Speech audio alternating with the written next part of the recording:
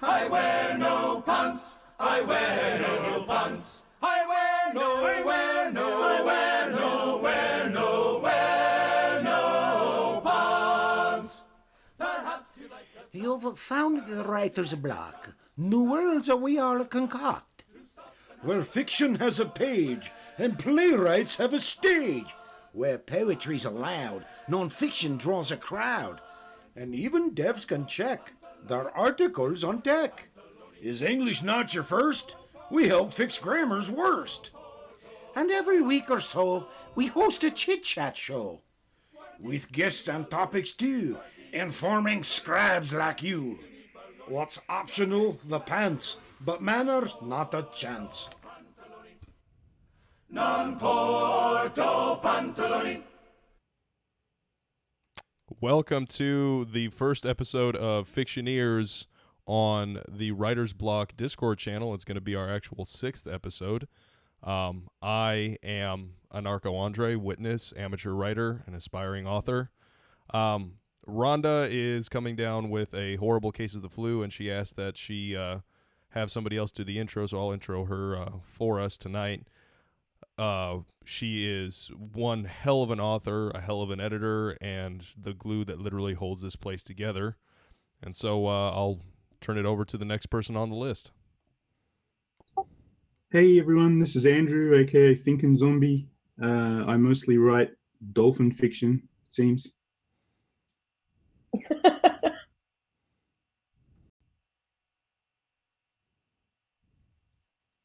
Is Carol actually here? I suspect not, so we'll go with you, Muxie. Hello, I'm Muxie, G-Mux, aspiring author. Yeah, that's me. Hello, I'm Jimitations. I'm the intro guy. And I'm Geek. I am a mod in Poetry Workshop.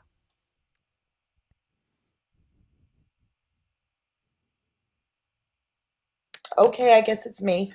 I'm Jessica. I'm J.R. Hughes on Steemit, also an aspiring author, and happy to be here with everybody.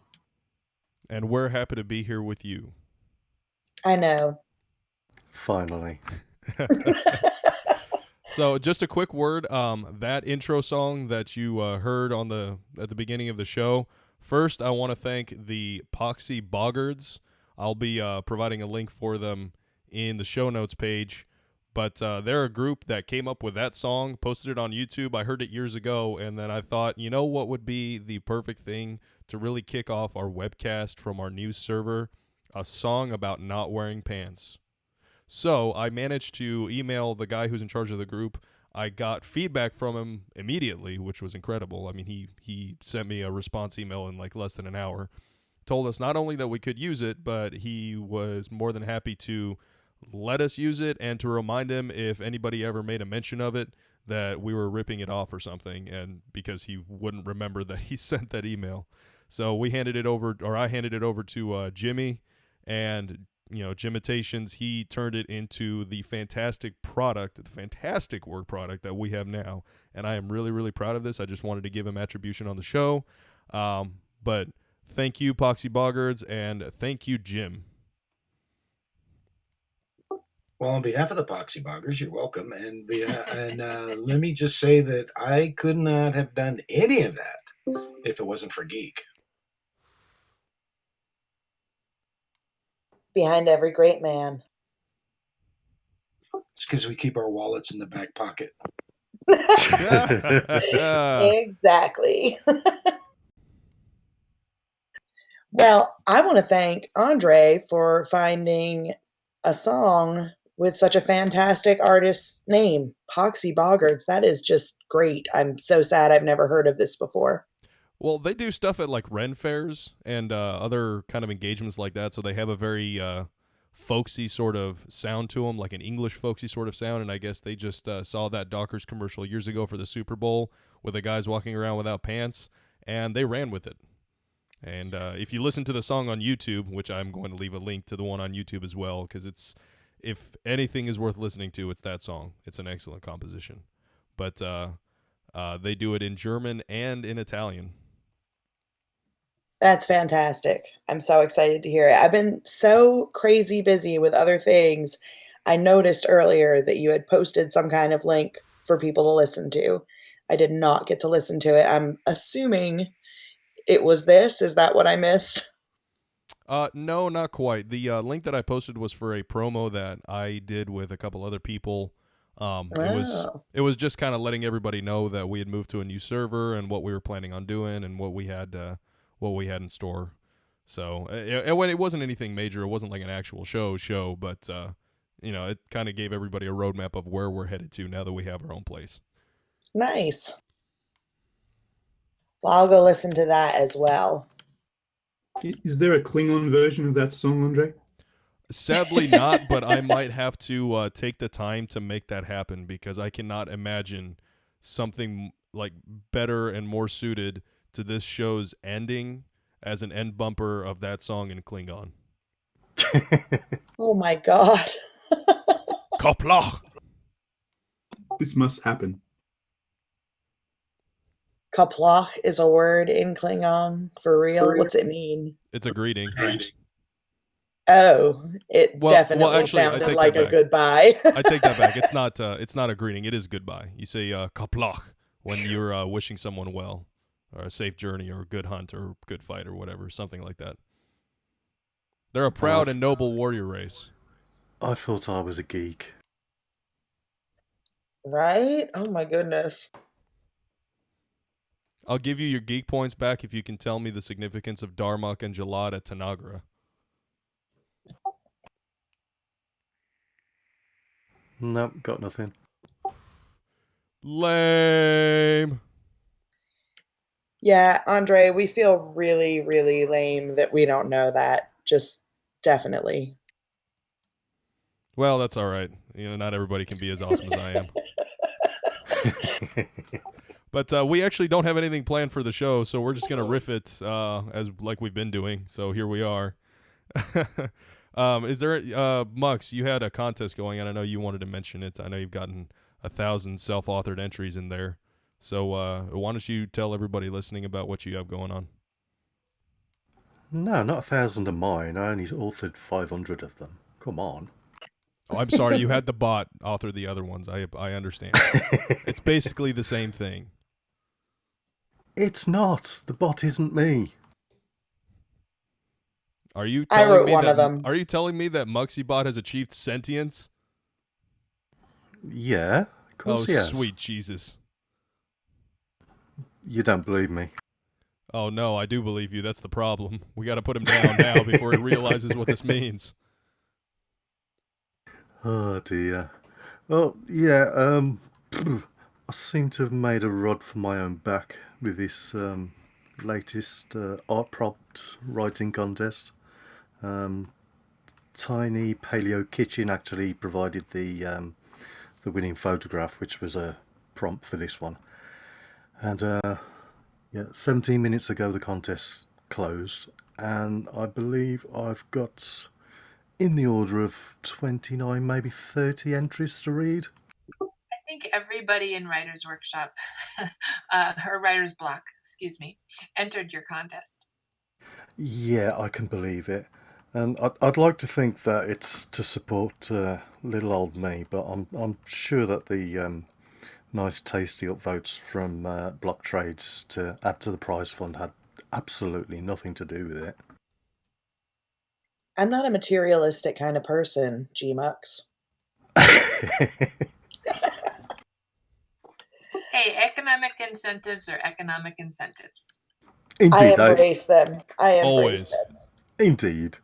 Well, yeah, the prize for the winner was 10 SBD plus the SBD post payout, and in total, that's currently standing at 46.533 SBD for the winner,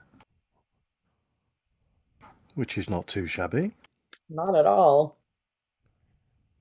So yeah, I've got because I make a point of not reading any of them at all until the contest closes, and I might have to change that now because I've got 29 500 to 1,000 word stories to read in the next day or so.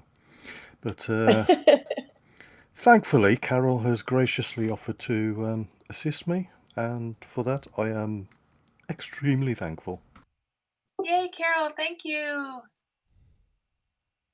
And that's all I got on that. Well, that was kind of lame. I was expecting a lot more Well- filling up of time than that. Yeah, come Well, on. what have you got? I don't have anything. You know me. I'm busy doing BS all the time. Or like having my witness fail over multiple times and then have to come out of pocket to buy another server because why not? Things can't be simple to me. It looks like we do have a guest in the room. Is that right?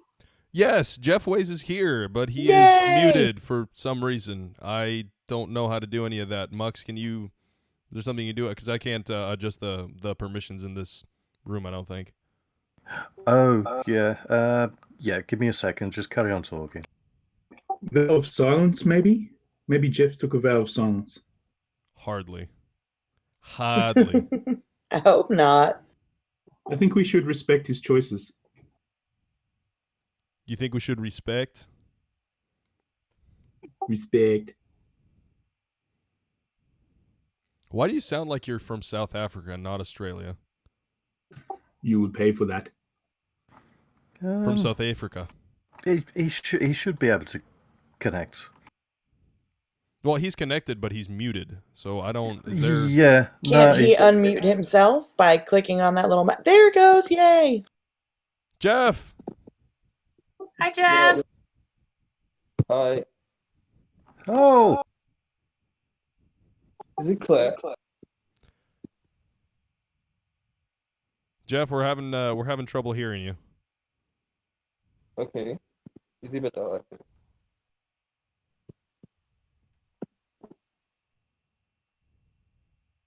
Where are you joining us from, Jeff? Nigeria.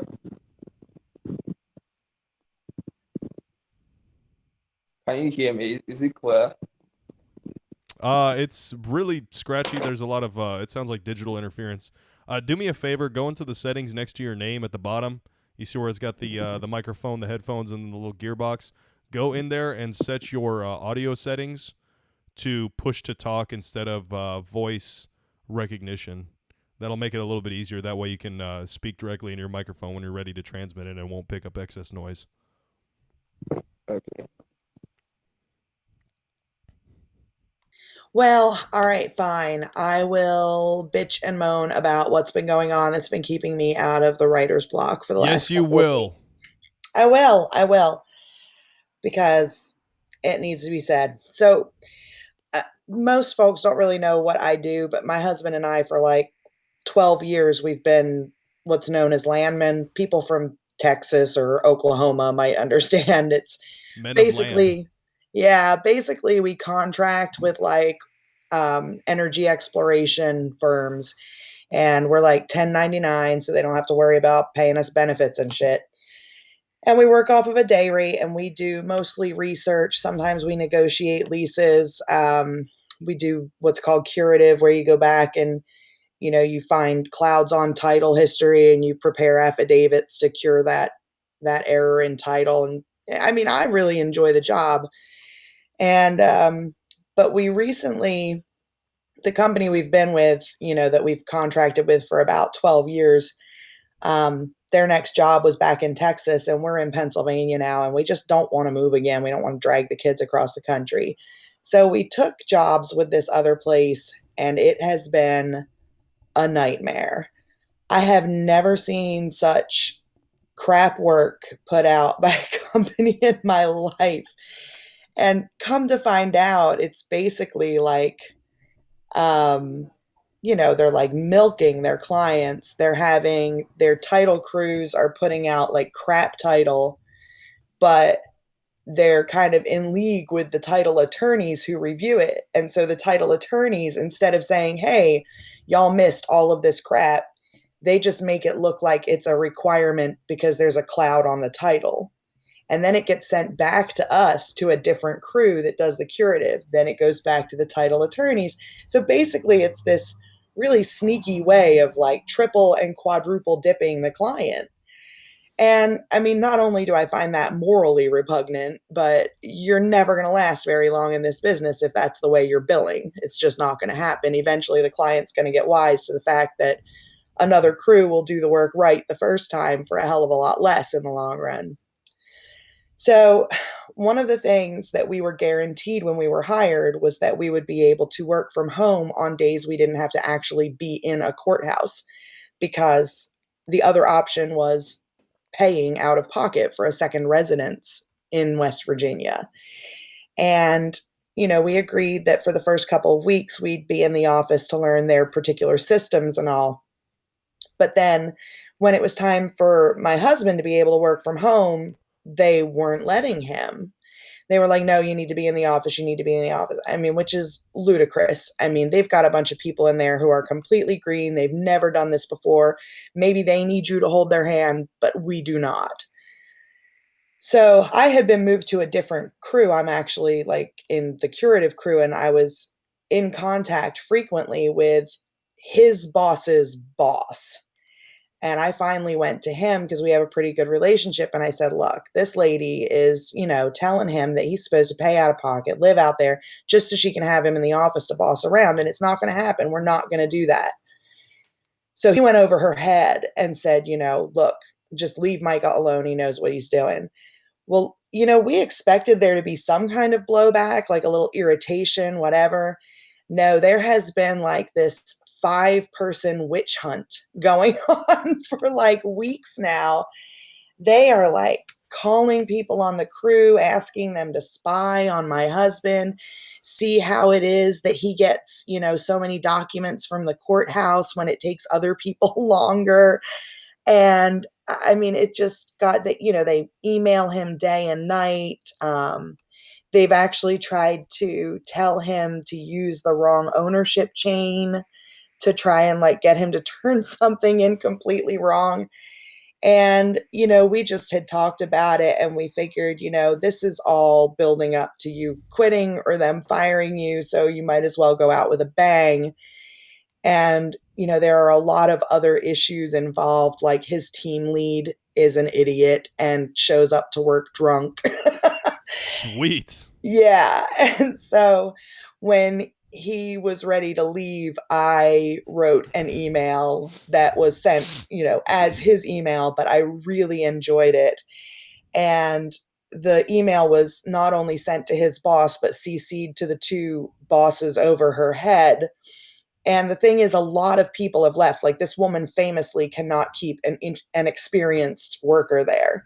But they all leave quietly because they don't really know upper management. But because I work on a different crew and I work directly with upper management, we did have that resource. And so when he sent the email, he CC'd her managers. And I got the word today that basically yesterday the office blew up in our absence. And Do people are, tell. oh Actually, you yeah, said you were going to read the email itself, right? You said you weren't going to disclose like, personal information or like yeah. specific details, but I'm curious about the wording of the email. Okay, yeah, all right, I will.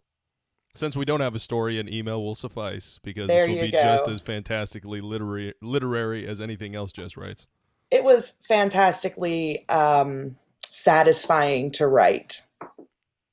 Let me see if I can dig it up. Hold on.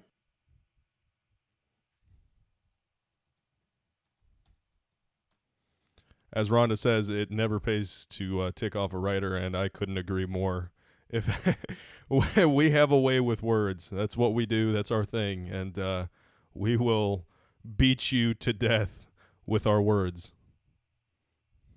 That really is so much fun. It's the most disappointing thing about Facebook, right, is the quality of the people you debate.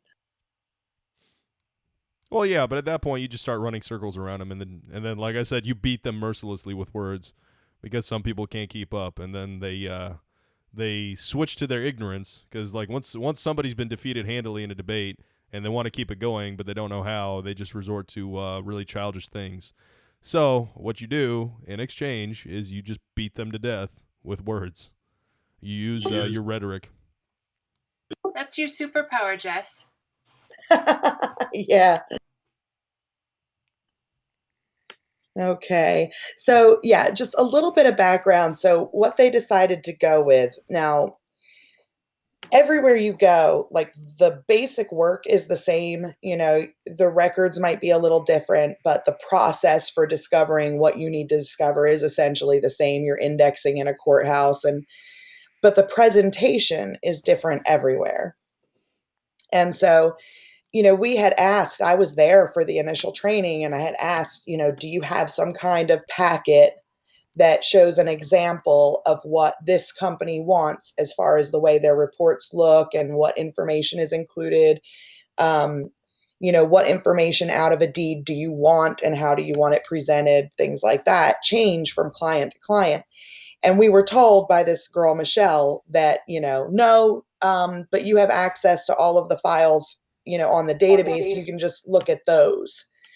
And, so that's what my husband's been doing, is using those, and they're perpetually wrong. And these are work that other people have already done. And his team lead is telling him, you have to use this work and don't go and recheck it, because if you find a mistake, that's a bad thing. It'll come back on us. And so it's just this very slipshod crap. Well, their big thing they've got against him is that his formatting always needs to be corrected, because he's got 3 different people telling him 3 different ways to format. And this is something that the whole crew complains about. But from their perspective, it was a way to just torture him. So just the other night, he discovers that there is a toolkit that they actually do have that has examples of everything. And he was just, furious. And he emailed and said, well, how has no one in 4 months told me that this file exists that has all of the formatting in it? I've got like 20 emails, picking on the most minor things, like the way I named a file folder. And yet no one ever said, hey, just go to this folder and all of that information is in there. So he got a response back from Michelle, the one who trained us initially, and she says, oh, I don't know how you haven't seen that, but you're going to have to come into the office, because I'm deeply concerned about some things in your performance, and so is Jeff, and blah, blah. And we're going to need you to spend all day meeting with us on Monday with Lisa, your boss. And we knew that Michelle and Jeff had been running around, like, calling people, asking them, to like tell tales on Micah, but nobody had anything to tell. So when he sent the email, this is what went out. Oh, goody. Let me get a little sip of something.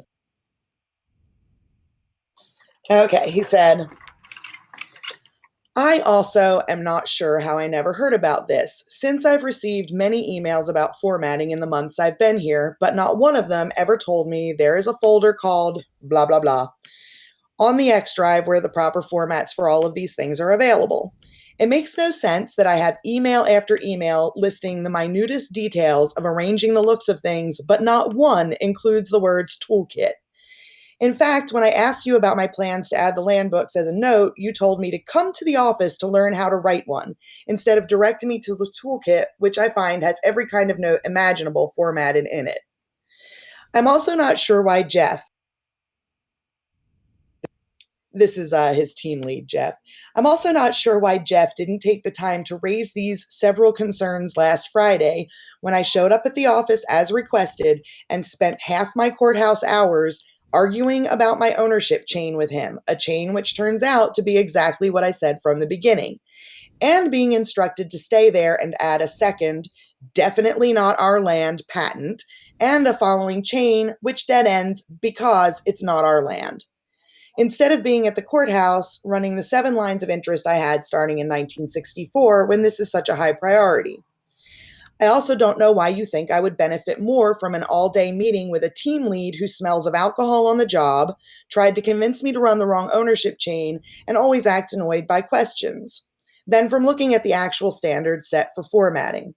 I don't know why our title attorney says right is better than fast, but I have multiple people at that office needling me about the time it takes to complete an abstract starting within days of the assignment. I know that a good portion of my time is spent correcting common title that may have been done fast by you but not right. When I don't correct it because I'm being coerced to hand things in faster, I get the blowback for other people's mistakes.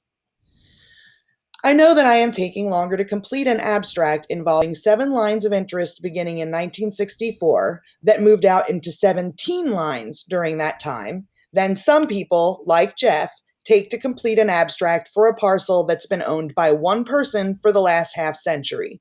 What I don't know is why that's a mystery to the people who are leaders on a title crew.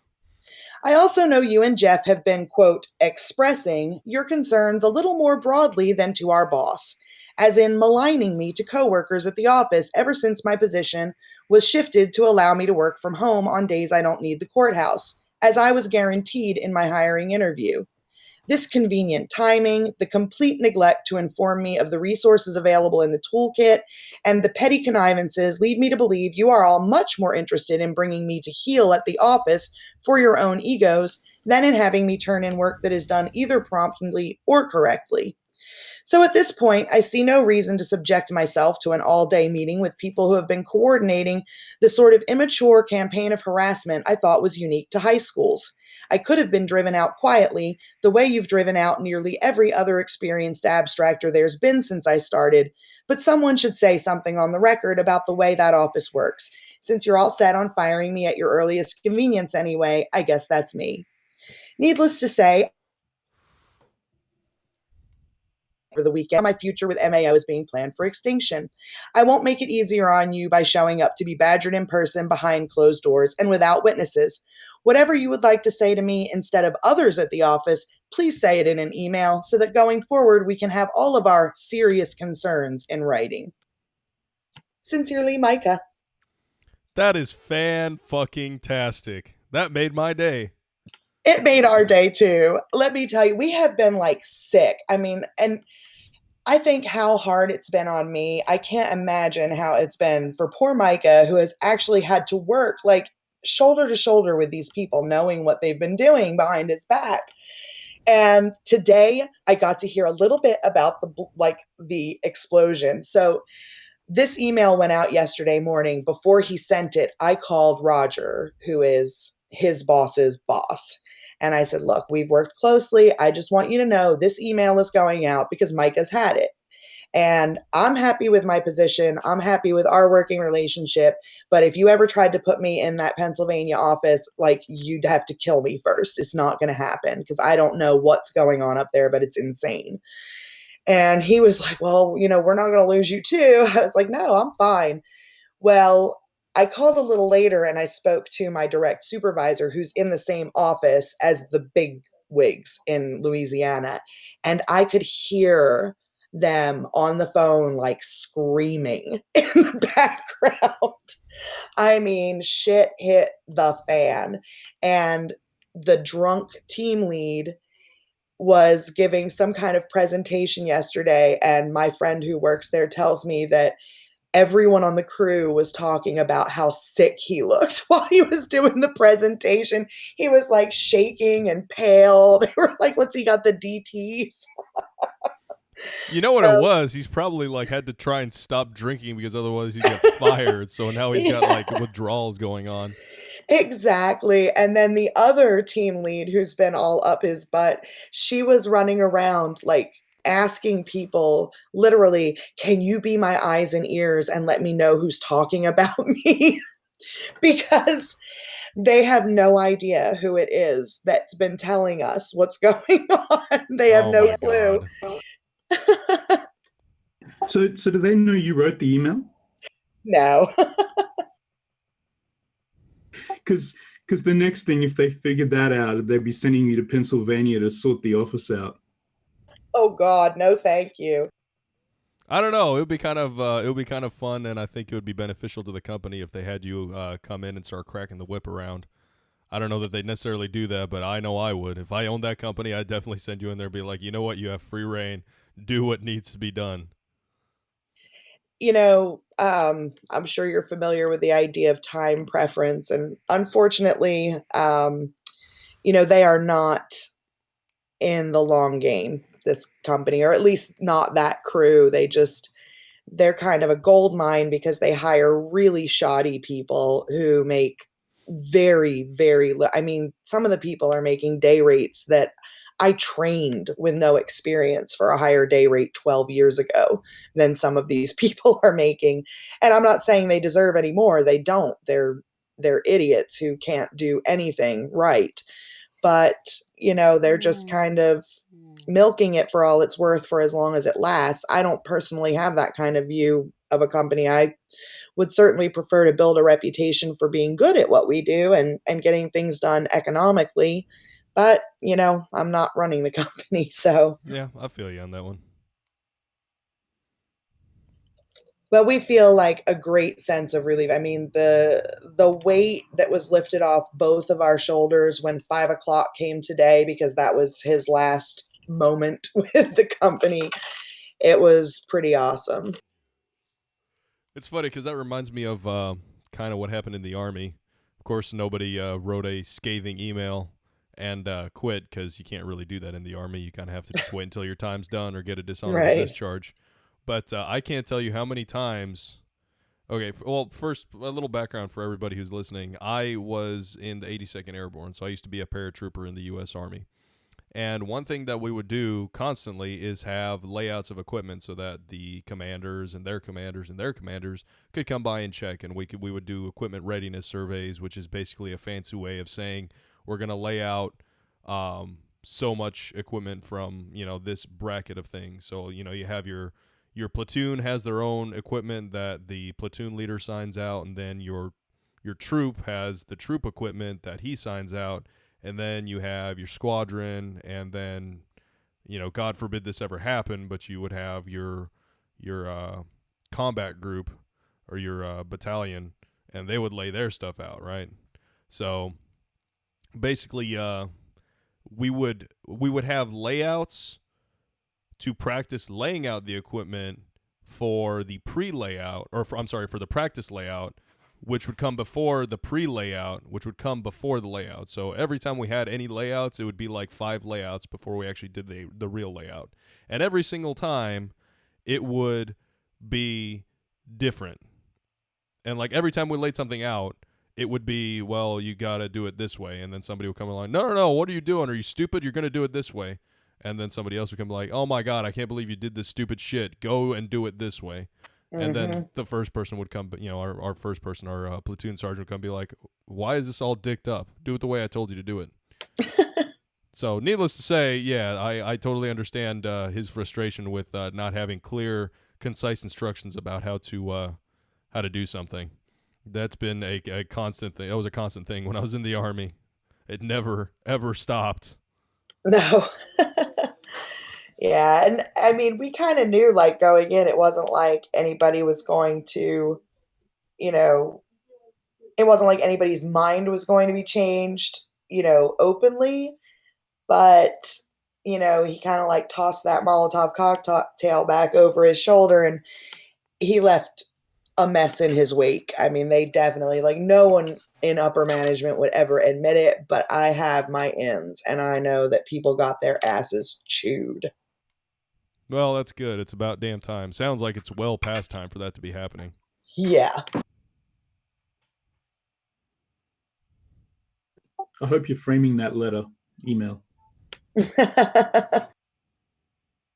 they ever send a response? Oh yeah, it was just, we believe it would be best if we terminate our relationship with you. The weird thing is, like, no one on the crew seems to be aware that he was terminated. Like, not even other team leads or anything.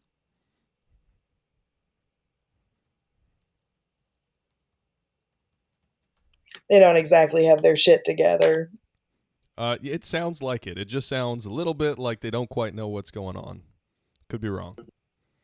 Yeah, I've been told that, because this company's not local to here, and I've been told that basically, like, no one else wanted the job, so nothing's going to happen to her because, she's just the only one who will do it, so.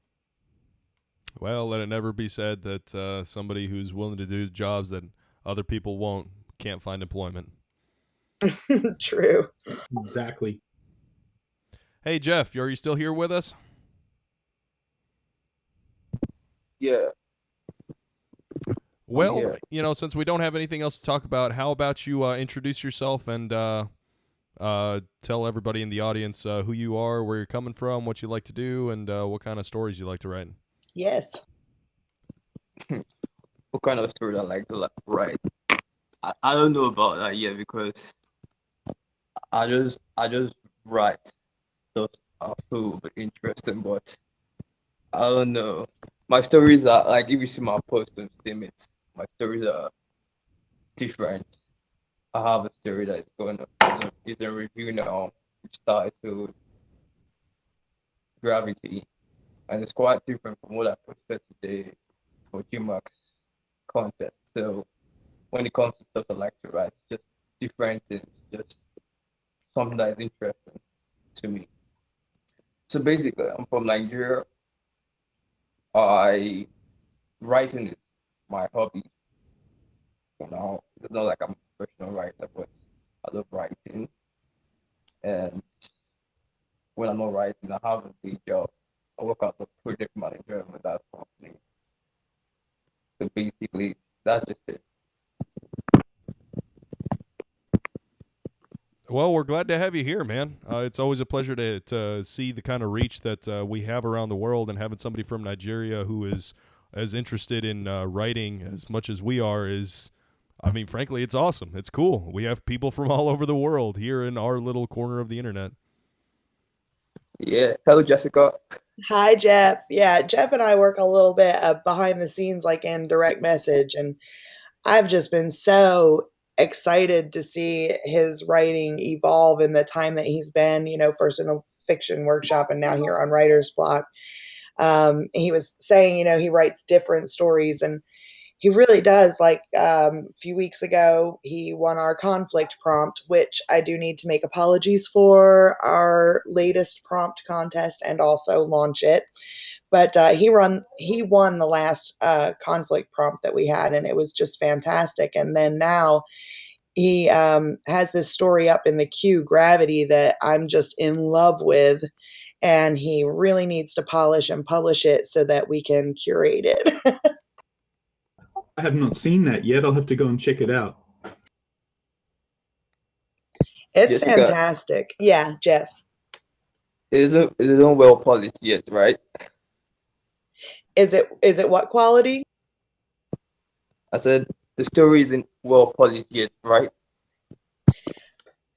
Oh, the your story's very, very good. I mean, it came in pretty good quality already. I think there's like I haven't got the skill for like the commas and stuff like that. I'd like to have Bex maybe go through it because she's got the good punctuation stuff going on, and I'd like maybe a couple of other sets of eyes on it. But I mean, it's incredibly good. It's really, really very good. I mean, if it was not, I wouldn't have enjoyed it as much as I do because I am actually really easily distracted by errors and repetition and things like that. I get bounced out of a story pretty quickly. Well, I can do some comma jujitsu myself, so I'll take a look at it as well. Yeah, Nice. cool. My jiu-jitsu is weak. My comma kung fu is not good, but I shall also have a look today. Well, and Okay, Andrew is really good at like spotting things that, are just almost just like a hair off. I love that. Like Andrew has a really good eye for things that might might pass muster but could be better, and he's just fantastic at picking those things out. So Go on, go on. Tell us a little bit about that story, Jeff. Gravity. Yes, Gravity. Okay, so before I write, often I think of the title of the story first. I don't know if it's normal, like writers think of the title of the story first before they start writing. But for me, it's often like that. So, like before I wrote for the story for the conflict prompt, I thought of two titles.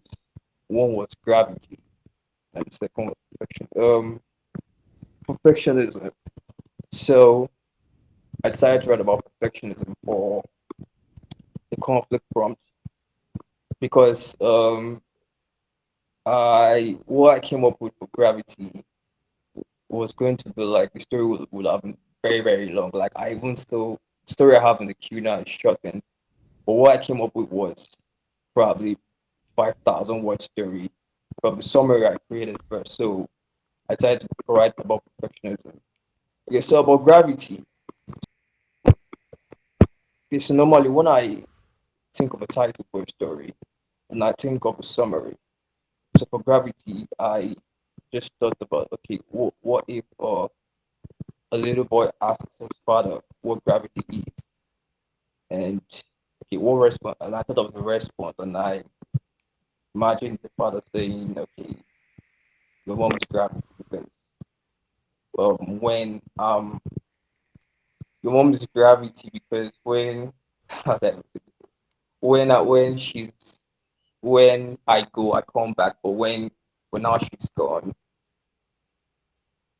I'm floating away." So that's the summary I came up with, and I developed the story. So how that's just how I came up with the story for gravity, basically. That's awesome. I have a completely different method, but it's really really cool to hear about the different ways that we have to conceptualize stories. And I might have to give that a try and just take a word, take a title, take a theme, and then expand it into a story. I think that would be a really rewarding experience. That's what I did with Jazz Firebrand, Andre.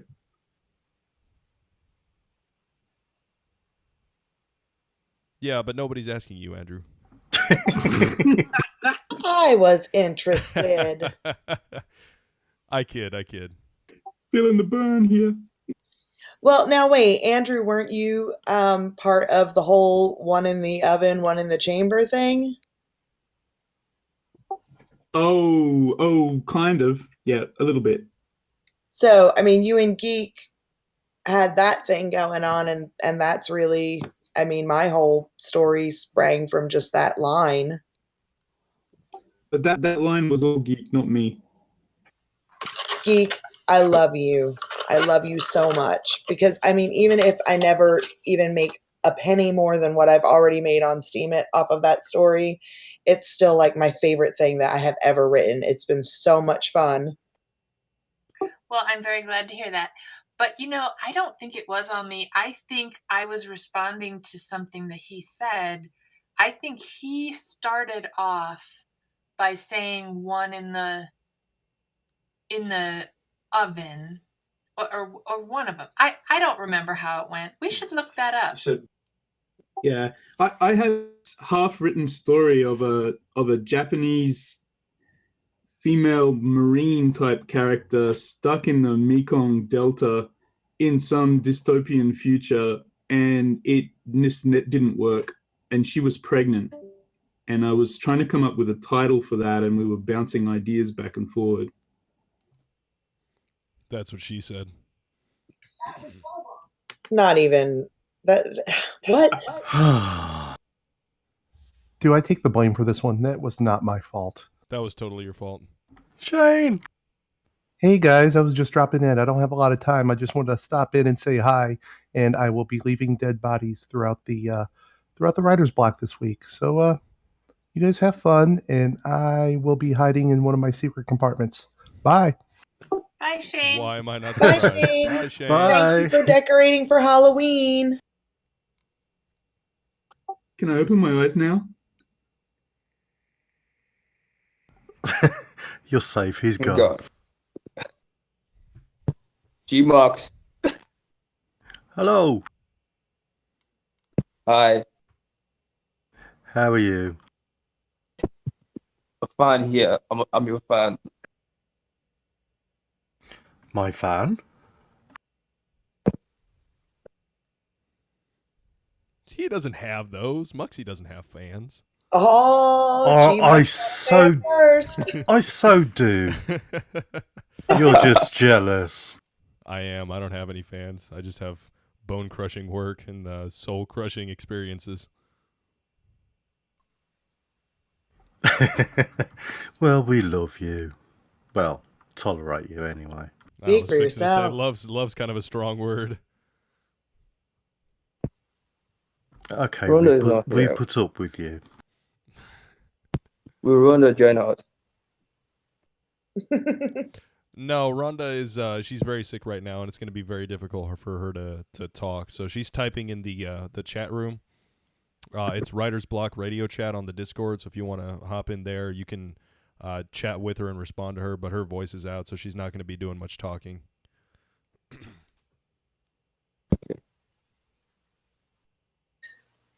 Just to kind of give you guys an idea of why I'm not talking. Oh my God, stop. That's what I sound like. So I'm going to mute my mic again. I think I just caught something.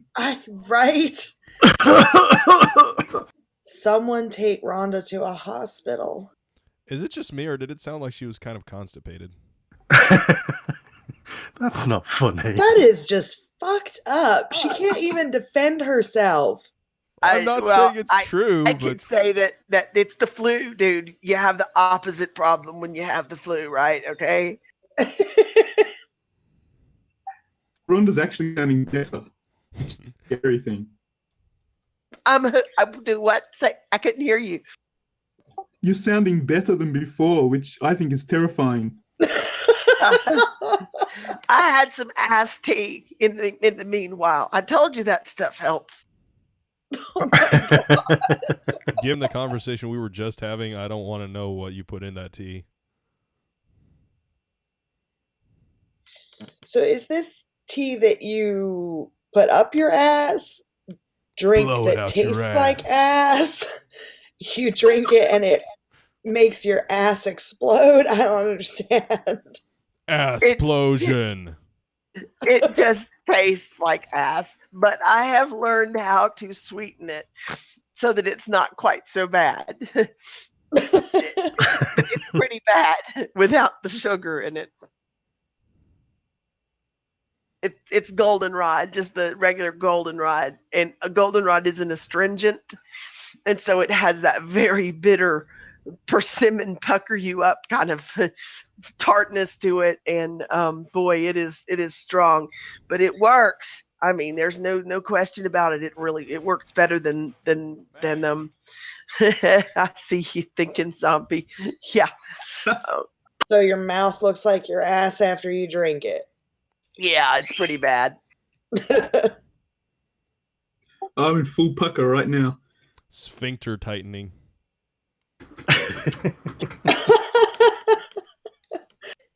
It's sphincter something, all right, that's for sure. But enough butt jokes. We do hope that you get better, Rhonda, because you are the glue that holds this whole place together, and we couldn't do it without you. Well, I appreciate it. I mean, I'm no glue. It's this group of people is a force of nature on its own. Never seen anything like it in my life. I had a conversation with Sir Cork about it earlier today, about how it just seems there's so much synchronicity and just so much happening without planning. Everything is always in the right place at the right time with who we need. I mean, it's just everything is always right there for us to accomplish the things we need to accomplish. And I've never been part of anything that worked that well. Except for anything that relates to me. All of my stuff is just broken and never works. But I'm glad that the workshop is going to outlive me. Oh, you and your witness blocks. That has been a mess for you. It really has. Non-stop. But this is a show about writing and not a show about my pains and suffering. So I'll leave it at that. Yeah, we don't want to hear about your suffering. G-Mux, what did I say? You're going to get the hose again. Oh, please. That's what he said. It puts the lotion on its skin. You have no idea the kind of pain I can cause you. Don't you hurt that dog.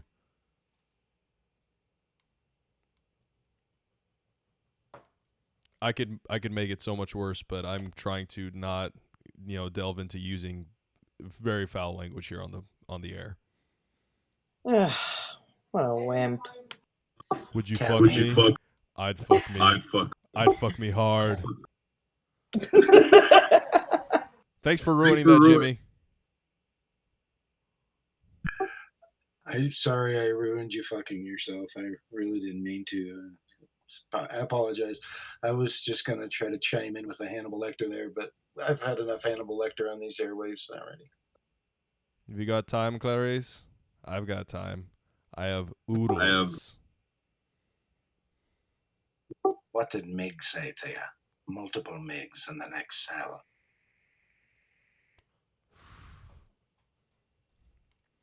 So Not I cut quite out his frightened liver now. and I ate it with some fava beans and a nice Chianti.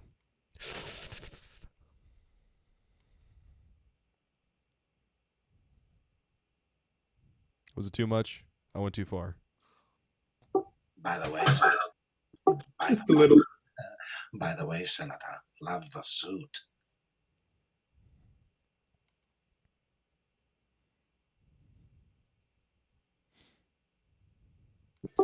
So Katie Neely is asking if we can talk a little bit about our history of this place. Oh. We'll just skip over one part, just that one part. Well, I mean, whatever our motivations were for starting our own Discord server, I really do think that it was the correct decision for how big a project that we had gotten. So, I mean, regardless of anything, this was the right course of action. I mean, even everything that happened besides. So, but yeah, we can talk about that. It I'd love was. to talk about it. Oh, absolutely. I was just thinking about that when the first time I came in and I Oh, saw sure that you were. Oh, hush. The first time I saw that Pegasus got her playwright workshop, I was just so pleased. And I thought, oh, thank goodness we didn't have to wait for, huge wheels of bureaucracy to turn just to give someone a playwright workshop because, duh, it makes perfect sense. It's amazing how much bureaucracy you can find in even privately, operated free services. Oh, yes. Mm-hmm. And even the drop links folders that we got, I mean, those channels just came up. I think I woke up and they were there. It was amazing. Yeah, we set up fast. This happened pretty much overnight. I mean, it really did. It went from, oh, okay, well, we're just going to go ahead and start our own server to 24 hours later, all of the rooms were up, everybody was here, and we had, 25 people, active users that were there that, were doing work, talking with us, and just hanging out. I think it's more active now than when we were on the larger overarching server. I think we have more activity now in our general than we ever did in, Fiction Workshop, at least on a more regular basis. But let me just say, I'm pretty sure that 99% of the actual setup was Gmux. Am I wrong in assuming that? I think all of us sat around saying, ooh, and we should have this, and wouldn't this be pretty and sparkly? And then Gmux went and made it happen. Yes, that is exactly right, and I'm so glad you said that. This was all masterminded and designed and everything by him. Taking what Discord has to offer basically, and he just took it with the experience that he gained through the other server. And I mean, we haven't had to relearn any lessons. I mean, it's just been smooth.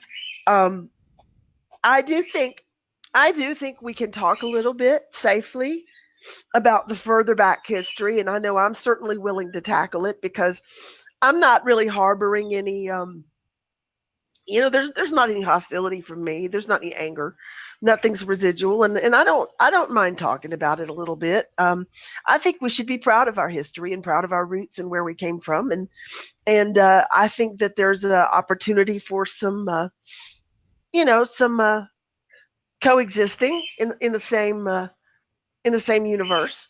So, I mean, what do you guys think? Should we talk about it a little?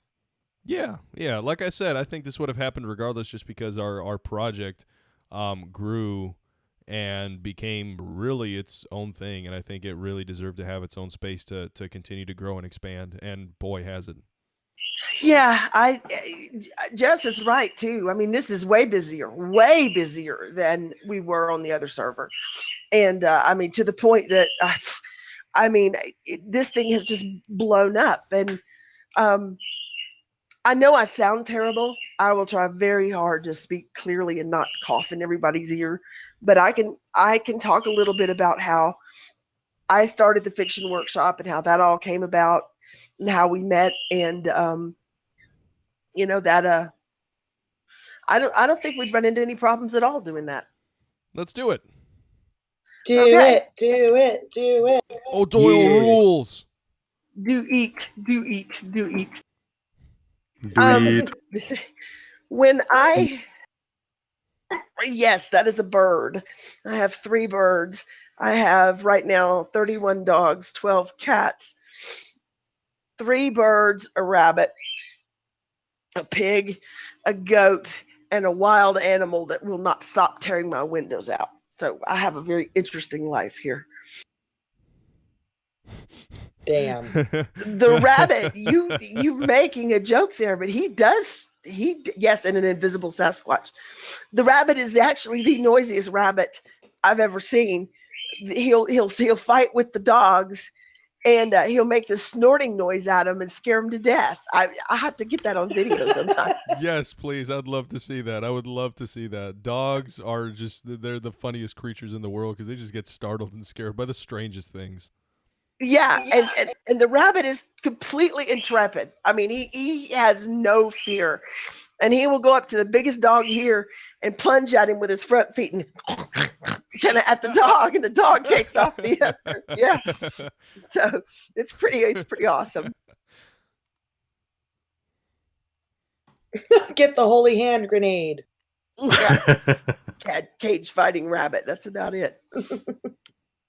um, when I first joined Steemit, I was not really intending to write fiction. I have novels on Amazon, and I had one that I was sending out to agents at that time.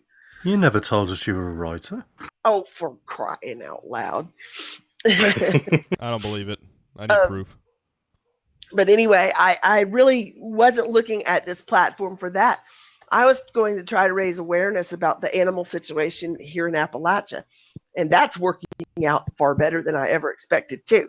But anyway, I did the same path walked by everybody. You come on Steemit and you're so excited because it sounds so good, and you spend all this time crafting a post, and it's some of your best work, and you post it, and you earn 2 cents and 3 people see it. So I was frustrated. So when I started seeing the banners around about the Minnow Support Project, I came over, and checked it out. The first people that I met were Shane, who's a Muse boy, and G-Mux. I'm only dying. It's no big deal. Just But a flesh wound. Yeah.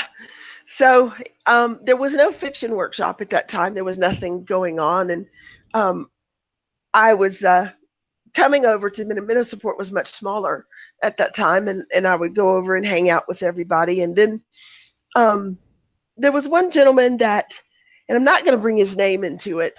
He wasn't really active in the fiction workshop, but he did start it. He went to Agrode and said, "Can we do something for fiction?" And Agrode said, "Sure, we can." And so he was going to be the moderator there. And then he wasn't there much. He has a very busy job. So I asked if I could help moderate the group, and they said yes and put me over there. And so at the time, I was involved with Internet Writers Workshop, which is one of the largest online writing workshops in the world. And so I brought a lot of that with me as far as knowing how to, just like Gmux knew exactly what to do with the server to get it set up and running smoothly. I knew exactly how to organize a critique-based workshop with some improvements that we could make here that we couldn't make in an internet writing workshop. So we just started, people would come in and we would critique their work, and some people take that very hard, and yet some people really benefit from it. We had many more people benefiting from it and loving it, that they were finally getting some real feedback. And so it sort of started to just grow exponentially. And I mean, I think, well, Carol was here with me from the beginning, and of course, GMUX was not writing much, but he was there. There were just a few people, Nexus Fire, and I think Andre was here, and then Jess came right along. And so from the beginning, we just started building person upon person upon person. And the next thing you know, the fiction workshop at MSP was one of the highest traffic draws for that entire site, Yeah, and we were I loving it. remember. I remember when we first had to figure out what we needed to do to field submissions, because we were getting so many links in the room that we couldn't go through them all, and it was getting cluttered. So we set up the submission page on Google Docs. Yes, exactly. It was very busy, and I mean, people's their work wasn't getting done. It was getting skipped and forgotten. And Jess has just this remarkable skill set when it comes to organizing. And I mean, just lickety split, boom, boom, boom. Here we were with this seamless, very um, easy submission process. So that worked out really well, and so we grew very large there very quickly. But there were also some limitations that we faced there, and then there were some tensions within the group. And I mean, it's we don't have to talk about that, of course, because it's not. I mean, it's not relevant to this story. But when we did decide to leave and uh, come over to a different server, we walked around for one day, figuratively, of course, looking at all the rooms. It was kind of echoey and empty, and it was just like moving from this tiny little cramped apartment in the city to this big sprawling farmhouse out in the country. And we were thinking, wow, we've got all this room to spread out and relax. That lasted what, less than 48 hours? I think Yeah, within not even. 48. Yeah, Not yeah, even. pretty much.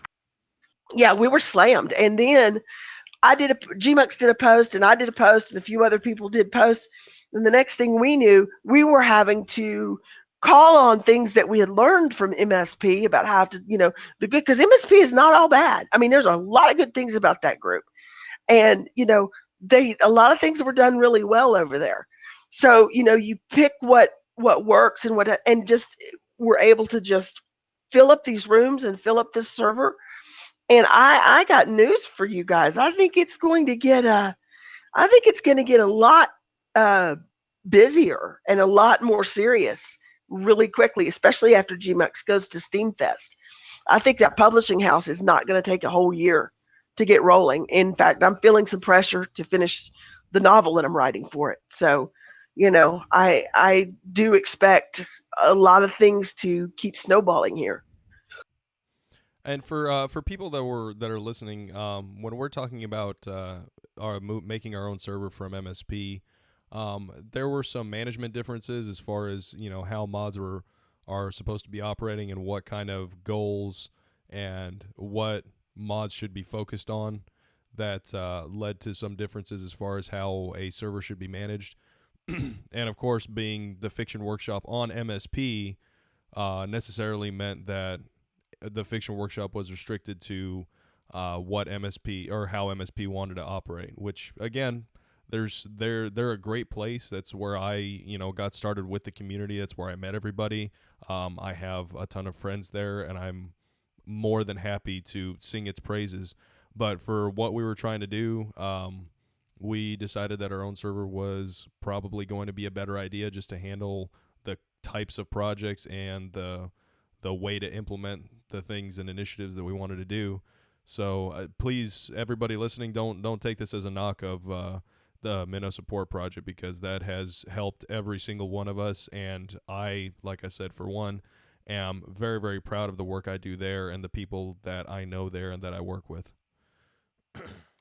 Yes, exactly. And that's the one thing, the one reason why I sort of wanted to address this here is there may be people who are afraid to come and visit us on this group because they're afraid that they're going to hear bad talk or be put in a bad position, or that it's going to be either or something like that. Well, they're not going to get that from us. We have quite a few people who go back and forth just constantly between this server and that server. They just flop, flop, flop right back and forth. And it's not an issue for us at all. We're not harboring any hard feelings. We're not in competition with MS. We're something totally different from Minnow Support Project. Completely different. There's not 1 ounce of competition. Even if we were mad and wanted to be, we couldn't compete with what they're doing and don't want to. That's their mission. Our mission is focused on writing. So Exactly. It's a different thing, and we needed our own space to expand. So we went ahead and took the plunge. And even though the empty warehouse feeling only lasted about 36 hours, it was really refreshing for that 36 hours when it was just me, you, G Mux, Shane, and a couple other people kind of just hanging around all the empty rooms. yeah. And I think that we kind of needed to decompress. We needed that time to just, a little bit of downtime and hangout time and, whatever. So, but boy, did get busy quickly. But I just want anybody that's listening to the recording, or live. You never know who's listening, but anybody who is listening, um, this is a safe place to come. We don't bring the stuff that happened over there over here. We don't go back, or our people don't go over there causing problems. There's nothing like that going on. This is an open door thing. I don't know. I can't speak for what's going on at MSP. I don't know what people's minds are, attitudes are there, because I don't need to know. That's not my business. I'm not going around snooping, trying to, you know, find out what they're doing or not doing or anything like that. I just, Your name's not Michelle. um, yeah, I just want everybody to know that it's a very safe place here to come without bringing any baggage. You can check your baggage at the door and come here, and you're not going to get any smack from us. It's that's not even possible, I think, with the environment that we have here. So Yeah. I think that part of it for us was that MSP very reasonably has, it has a particular goal, and that is a real high level of interaction among the whole community. And from the beginning, the people who self-selected into the fiction workshop had a very focused purpose. We weren't really looking for a huge community. We were looking to work really hard in the time we did have exclusively on this craft. And so we did begin to seem kind of insular, I think, to other people. And that's okay. We maybe didn't have as great of a fit there for what our purposes were, because we are focused on this particular project, getting better at our craft and helping good writing on Steemit grow and be recognized in the mainstream. And when you have goals as big as that, it's very hard to enmesh them with other very big goals, which MSP already has. And so I think it was just best that we took our goals to a place where we could pursue them and let MSP continue pursuing its goals. And folks can feel free to move back and forth between those two places. We just were focused on different things. exactly, and that's there it doesn't conflict, and I think you summed that up so well. That was so well said. Mind But meld. yeah, exactly. A lot of that happens here. But yeah, there is no conflict between our goal and MSP, and there's not really even any overlap. It's not. There's nothing. There's no. There should be no friction. I guess is Right. my point. Yeah. And there isn't. There really is not. I mean, I've I've felt nothing but welcome in both places, and I think anybody who wants to go in between the two is going to find the same experience.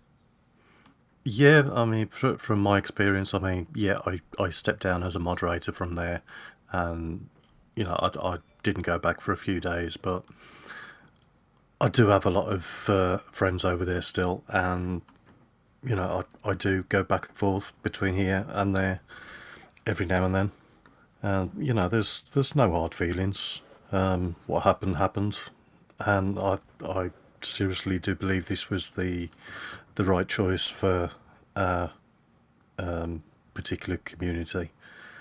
And one other thing I'd like to say is that I like the fact, even though I do joke that I'm not a fan of poetry, and I've never really read that much poetry, to be honest. Shane calls me uncultured for that reason and quite a few others. But I do like the fact that the poetry workshop is under the same umbrella now, and no doubt I'll feel the same way with the playwright workshop as well. But I've actually wrote my first poem yesterday. No way. I did. So I did. proud of you. Read it, read it, read it. I'm Let not going to read Stephanie it. tear it apart. No, I'm not going to read it. Yes, you are. Aw, No. come on. No, We have an it's on hour the of show to blockchain. fill up. No, we have an hour of show to fill up. You're going to read it.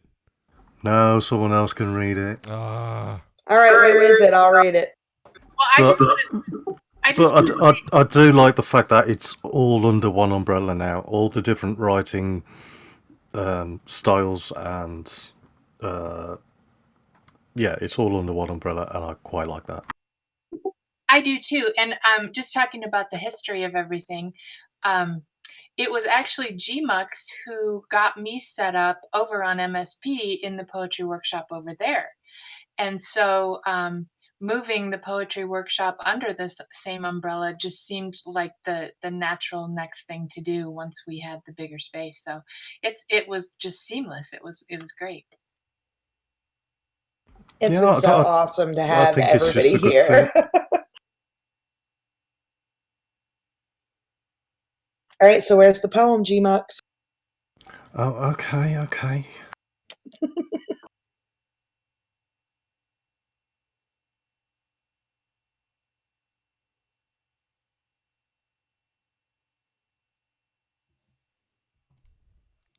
Oh, if anyone's looking to laugh, Amazon Prime has, oh God, what is it? Miami Connection riff tracks on for like the next week, and I almost asphyxiated watching it, so worth it. What's the title? Miami Connection, the riff tracks of it. It's basically 80s drug dealing ninja pop bands. And I'm not sure how those things, and with the vibe of a really poorly executed West Side Story. So it's basically my life story. Basically. It's Spirit Hands. Damn. Need to hear more about your life. No, don't encourage him. Please, I'm a little confused. Is Jimitations two people?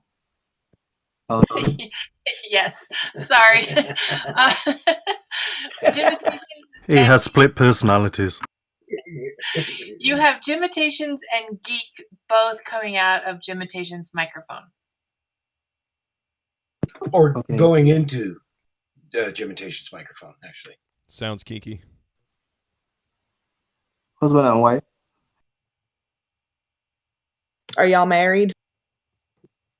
No, ma'am. We are roommates and collaborative partners on Steemit, and Stephanie handles all of my business bookings and things for my entertainment business. Aha. All right, so I'll read the poem, or did you want to read it? Sweet. Do it, Andre. Read it. Do it. Oh, steam it, here I am sat, trying to log in, another DDoS attack. I have posts to post and comments to check. There's so much to do, I'm up to my neck. My bot that's called Muxie is all out of sorts. Friday's curation is absent. Mondays he aborts. The people are waiting since getting nomination. Muxie bot's plans are awry, not just world domination. My browser sat empty, as dead as a morgue, when along came salvation at busy.org. It looks kinda neat. I enjoy all the features. I even went to Discord and joined in the beta. What? I just want to say too that he did sort of workshop that. I did help him with one word. Don't admit to that.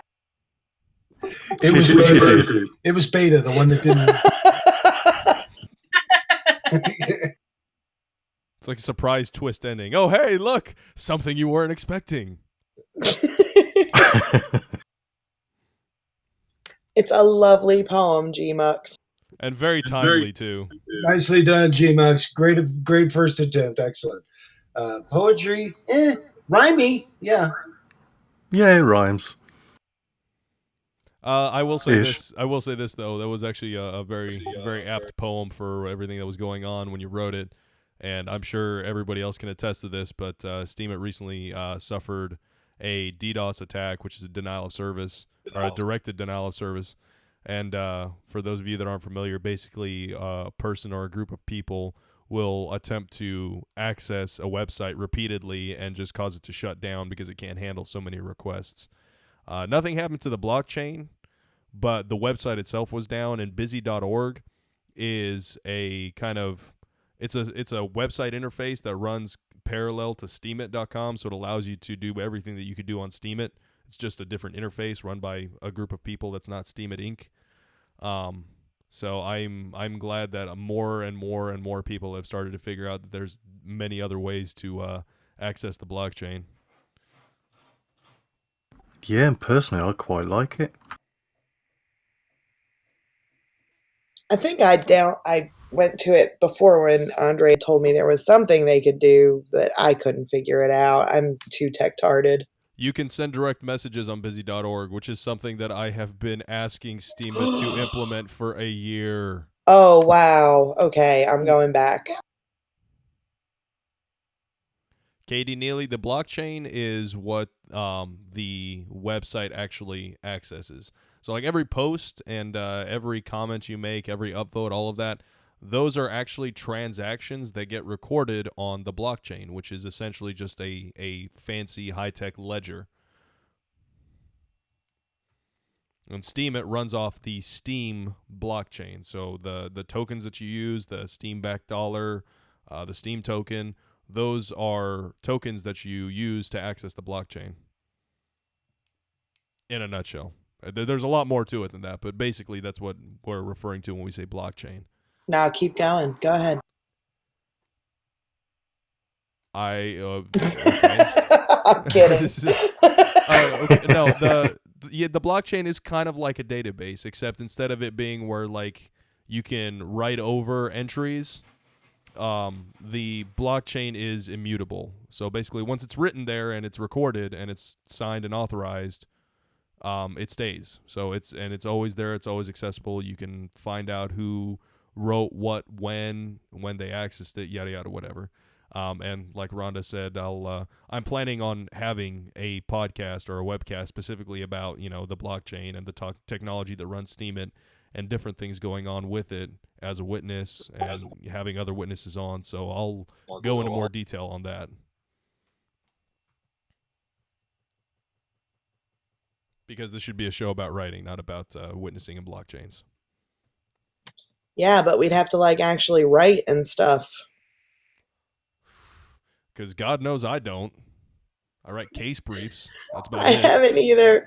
Oh my gosh, I can't believe y'all pushed this back an hour. It's the only reason I even got this 1,000-word story done for Gmux's contest. I was went and hid at my local pizza place and was just banging out the last 300 words. You were banging out the last 300 words? That sounds tiring. Oh my god, it was. I was banging it That's hard too. Thank God for pizza. Softballed you that one. Oh, thank you. You're the best. I don't know. Well, Rhonda can't tell us because she's all sickies, but she's been writing that AI story, and I'm kind of interested in that. I don't really read a lot of sci-fi, but I like what I've read of it. I only read like a small portion, but they're really focused on, having an AI that's gotten like beyond that uncanny valley to really be genuinely human. And I like the attention she's paid to really how much of a difference that is, because I think that like a lot of people envision it as something, really minute. Like, oh, we've got, I don't know.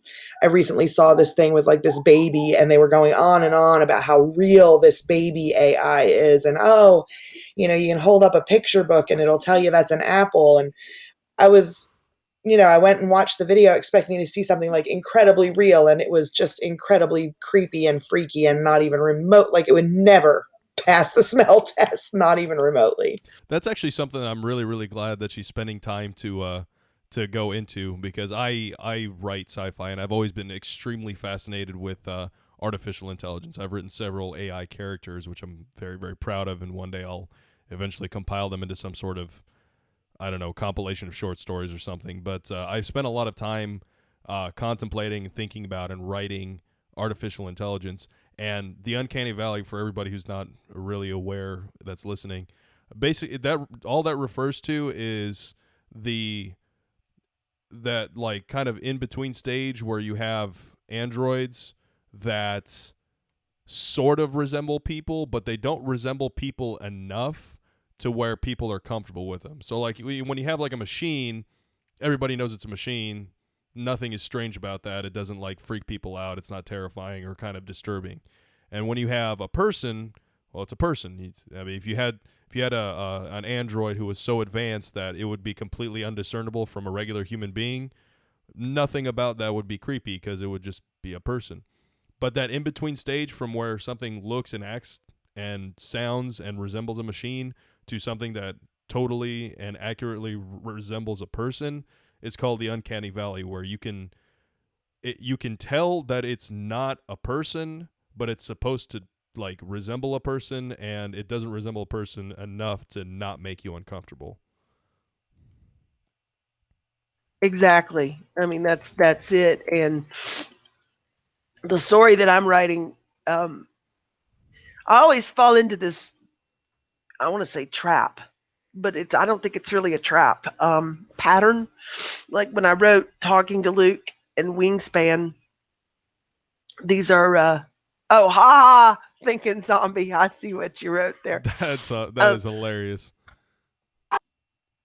I fall into this pattern of, I want to humanize them, and I always want to focus on the humanity. It's always about the humanity to me. So, the humanity. oh, the humanity. That's right. So you have in Talking to Luke, you have a paranormal researcher who has made contact with a spirit. And early in the novel, it pretty much sums it up. She's being harassed or, mocked by somebody who's asking her questions. And he's like, so what do they sound like? You hear him talk. What do they sound like? And she says, people. They sound like people. It's and so people. Soylent Green is people.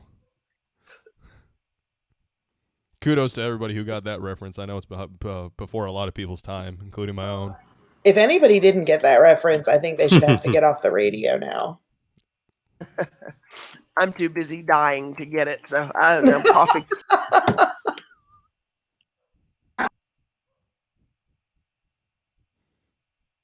But I've been reading I've read the first 2 chapters that you put out, and I think, Rhonda, you are on a fantastic track, and I'm really looking forward to reading more about it. As as an anarcho-capitalist, and somebody who's very, very, very just the main point and focus of my philosophy and what I try to develop is this sort of universal morality, this universal code of ethics.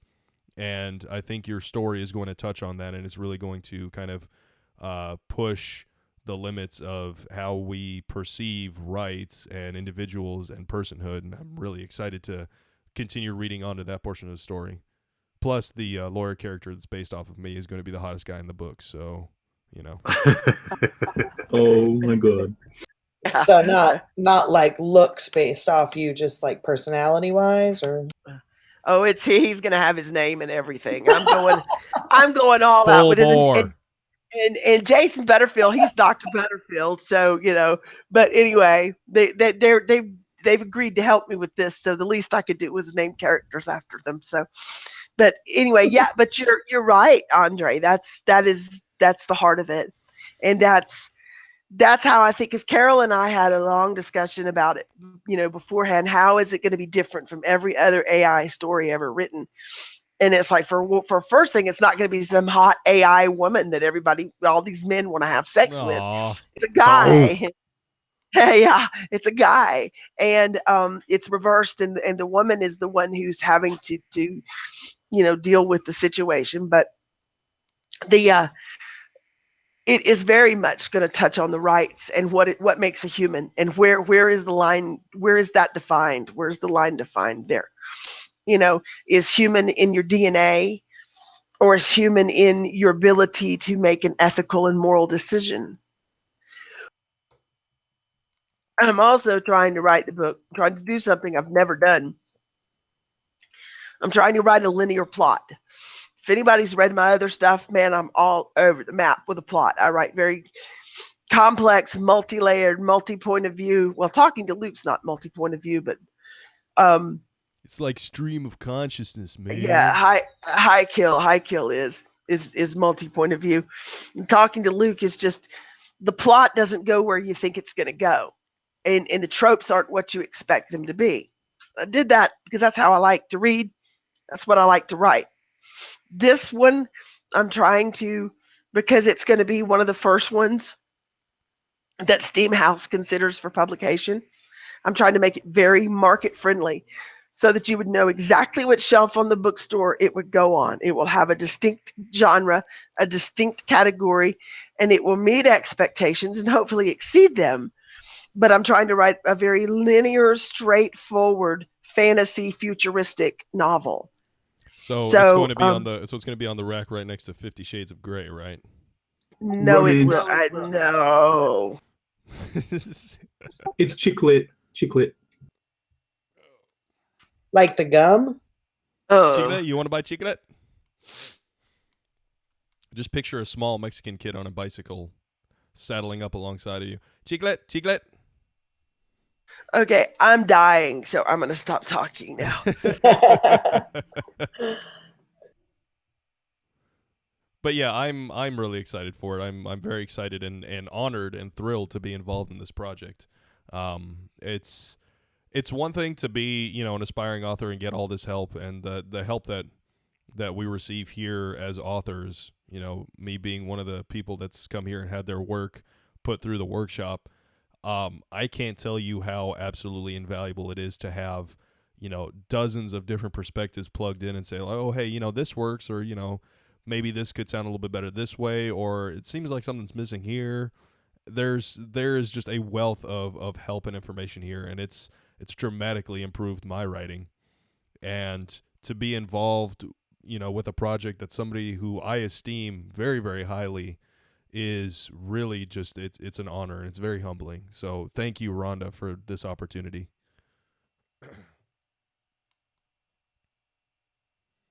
I know you're not going to talk. I wanted to put that out there, though. So for everybody listening, I'm thanking Rhonda for allowing me the opportunity to be involved.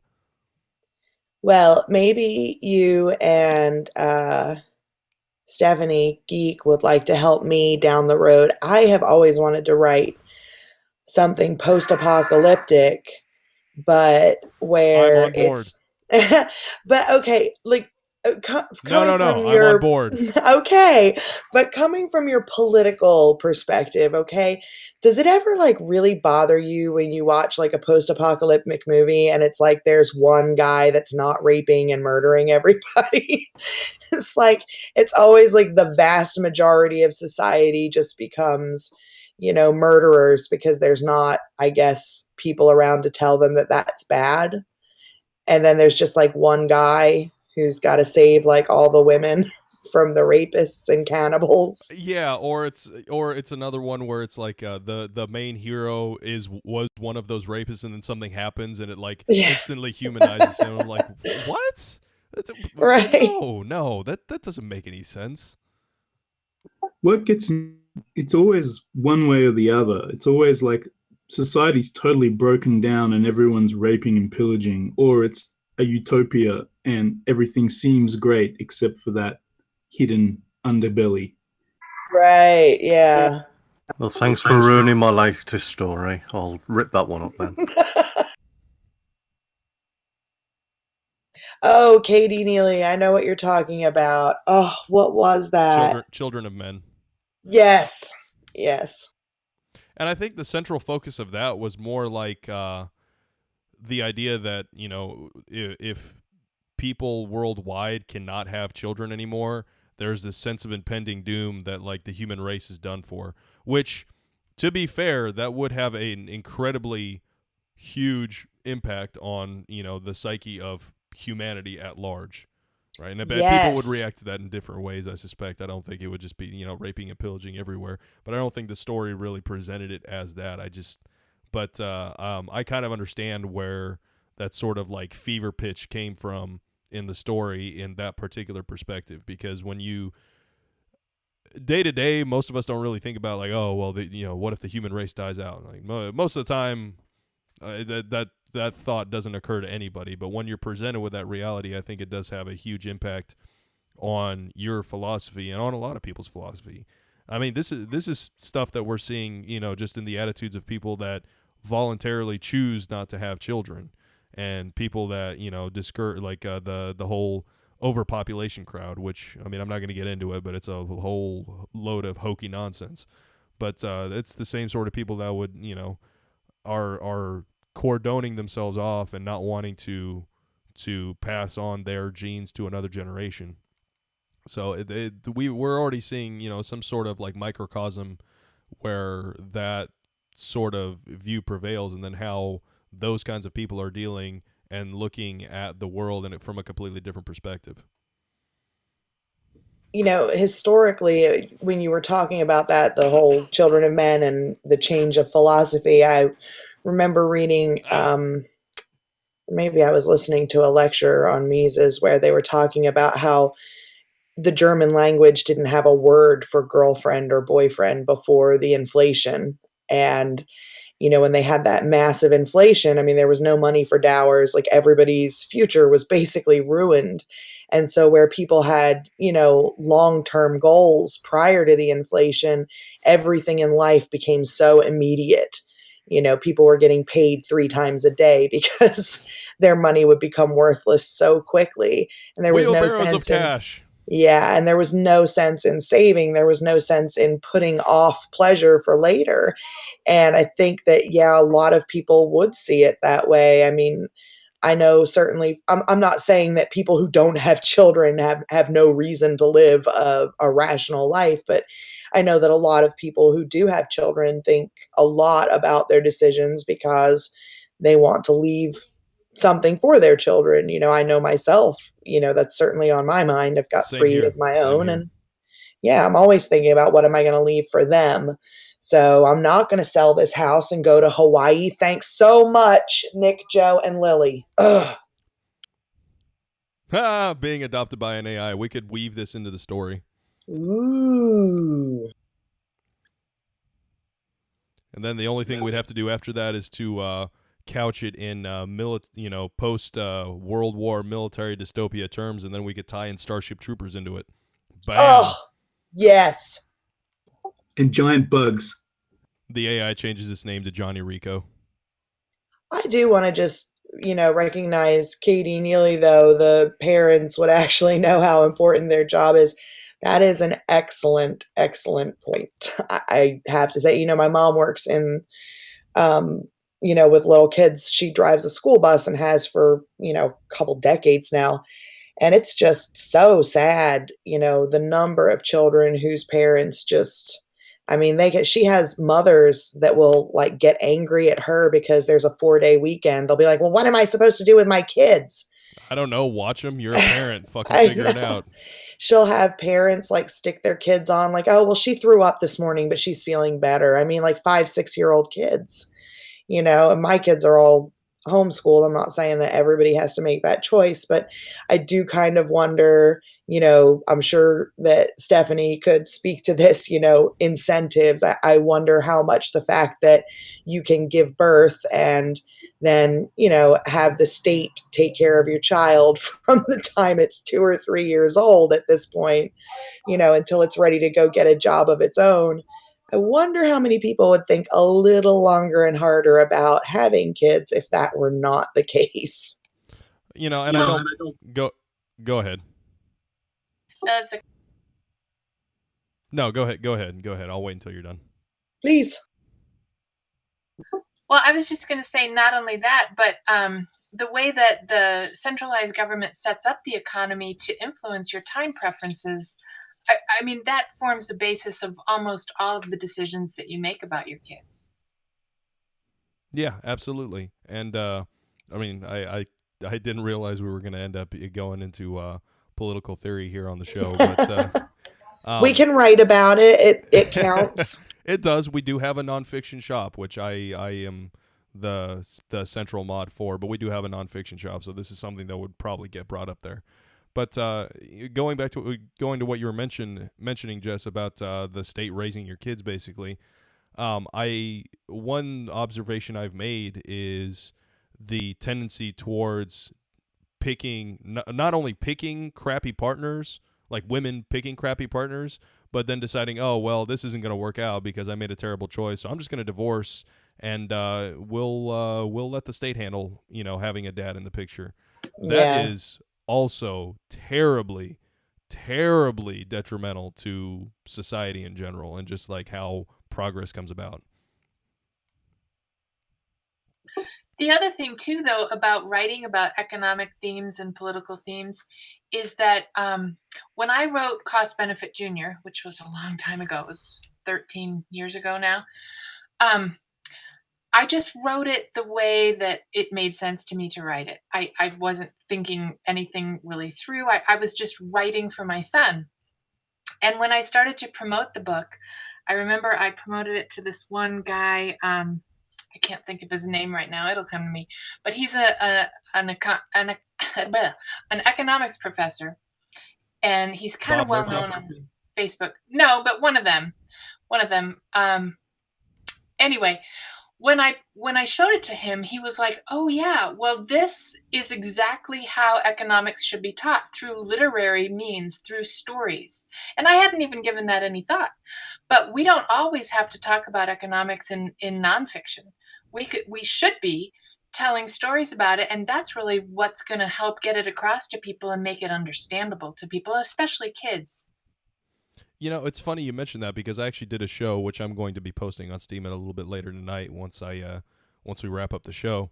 I did a show with a friend of mine from one of the other shows that I co-host, and that's what we talked about. Is we talked about libertarian fiction or economic fiction, and I think that that's a niche that has gone, up until this point, pretty much unfilled. I mean, there's some books, Atlas Shrugged is the biggest one that kind of speaks to that. Yeah, it's everybody knows Atlas Shrugged, Ayn Rand, or whatever. But beyond that, I don't really see a whole lot of fiction that takes that as its main core theme and then expands on it. The Moon is a Harsh Mistress is more on that political line rather than the economic line. But I mentioned Atlas Shrugged because Galt's Gulch, as I'm sure you know, Stephanie, and I'm sure you know, Jess, that kind of paints the economic picture of what statelessness would look like, or contrast that to what we have now. Yeah, and I don't know. I mean, it's so hard for people to conceive of something like that. But gosh, that's where literature comes in, right? Right. We create stories for them. Well, and one thing that I like to see more of is that a lot of people write about utopia and dystopias and that sort of thing. What would it be like if we implemented this policy or that structure of government or that lack of structure of government? But one of the things I'm trying to do with To Coin a War is to go back in time and show how some of these ideas got started in the first place, how war started getting funded by debt in the first place, because unless you understand the basis of that, the foundation of it, it really doesn't matter what you dream up might happen in the future. And so one of the I think that's an even less touched on genre, is going back in time and showing the economics of how did we get here. That's fantastic. Oh my goodness. I can't wait until it's done. Me too. There's a good and like I said, I don't read a lot of sci-fi, but I read a horror series by F. Paul Wilson. And when I do read an author, I just read, if I like them, I read every single thing they've ever written. And he happened to have like a whole series of sci-fi books. So I did read those, and I highly recommend them as, a literary examination, like what you were talking about, Geeka, like how did we get here? But instead of going back in time, basically he replays what happened with the Americas, with the American states after the Articles of Confederation, and how we became so centralized. And he replays that in outer space, where the Earth's become overcrowded, and so like the anarchists have a planet, and the communists have all these political factions that were at war on Earth, they give them planets to homestead. And so, cool. Yeah, it really, really is. But that's kind of the history of the story. But what's happened is, in order to fight a common enemy, they've joined in this federation, and now there's an empire. And, just like what we've seen happen here, we joined together for some very minor collaboration, really, and for very limited things like common defense. And then all of a sudden, everybody's, under the boot heel of the centralized empire. And they actually destroy the empire through its currency. And it's just a fantastic, fantastic example of what can happen to a paper currency, a fiat currency. And I think that you would really enjoy it. Oh, I would. I've not heard of that. So cool. I'll have to look into that. I'll link it in the chat room here. Please do, because that sounds like something I'd be interested in reading. I love economics, man. A lot of people like to say that, oh, it's so dry and so hard to understand, and there's graphs and charts. But, I mean, really, when you understand economics from an Austrian perspective, all economics is putting theories about human action into practice. That's all it is. It's the practical application of praxeology, which is the study of human action, how incentives affect what we choose to do. I did just say that to you, Rhonda, earlier. Was it today? Like mind melds, man. That's what this place is all about, is mind melds. Yeah, that was recently. Yeah. Economics is really just like psychology. And it's a wonderful thing to understand if you're writing fiction, because it helps you to understand what motivates your character to do various things and what their incentives are to do various things. Oh God, yes. It has helped me tremendously with fleshing out characters. Because the one thing that bugs me more than probably anything else, or at least more than like just plain structural problems, is when characters do things that are totally out of character and the book runs with them. And it doesn't make any sense. I mean, people, you can be under duress and you can be forced to do certain things, but without, an overriding incentive to act a certain way or behave a certain way, you're not going to have that motivation. And when a character does something that is conspicuously out of character or doesn't really make sense given what you know about the character, it's you can tell, and it's noticeable, and it really kind of detracts from the storytelling. Yeah, you can always tell a bad story is primarily going to have been written by somebody who doesn't understand basic economics. Everything that's wrong with the world is because of people who don't understand basic economics. God, truer words have never been spoken. Amen, sister.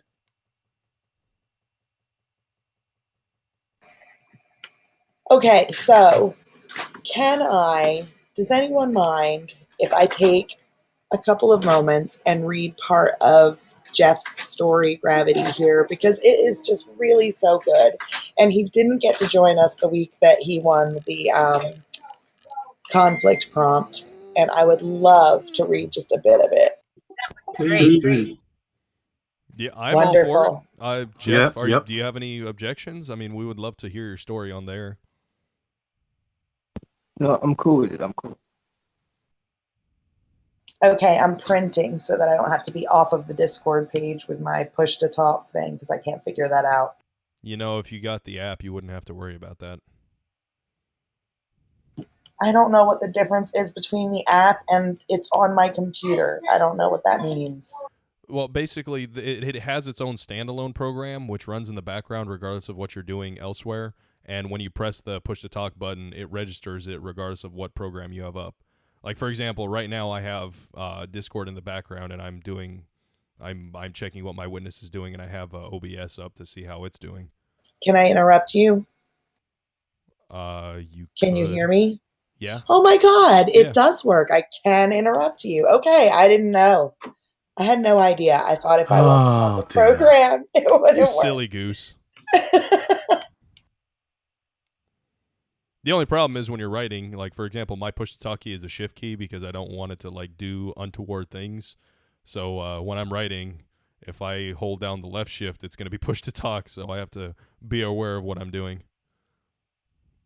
Oh, you know what? No. Andre, you have to read this because it's totally a dude. I can't read this. All right, you read it. You have a great voice. Well, Do you want me to link it to you? Yeah, please link it to me, please. Okie dokie.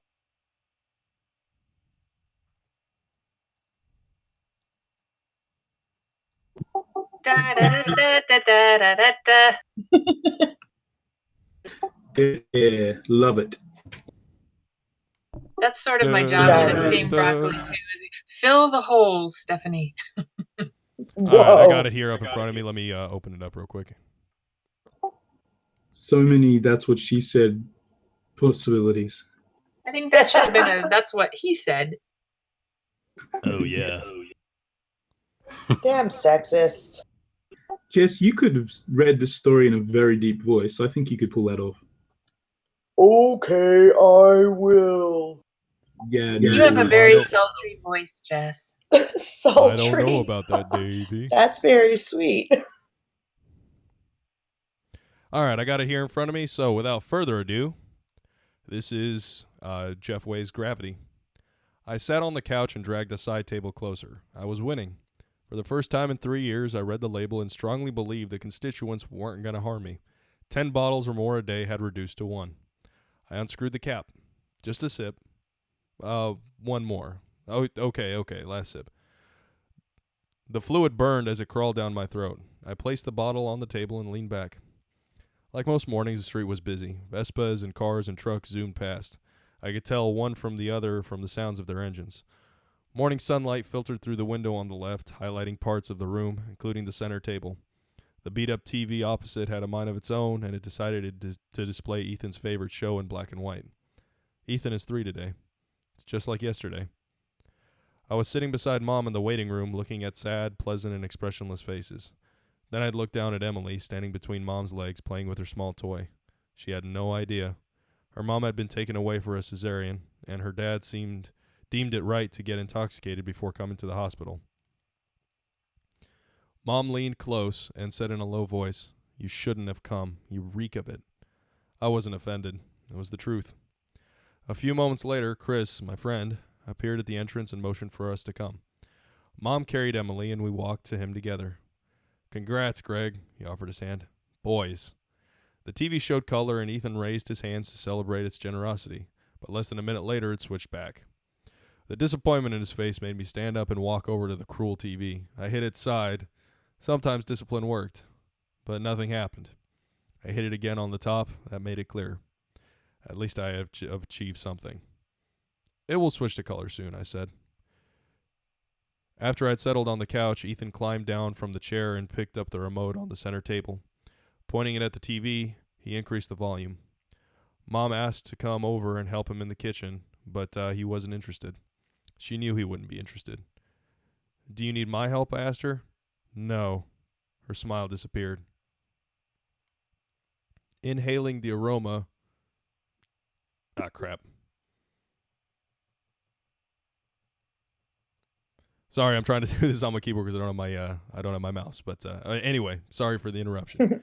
Inhaling the aroma of whatever she was stirring in the skillet, I felt bad that she had to purchase all we needed for Ethan's birthday with her money. At 32, I had no source of income. I even had to depend on her for money to indulge in my addiction. Chris led us into the room, and my eyes fell on Marilyn. She looked tired, like she went through labor.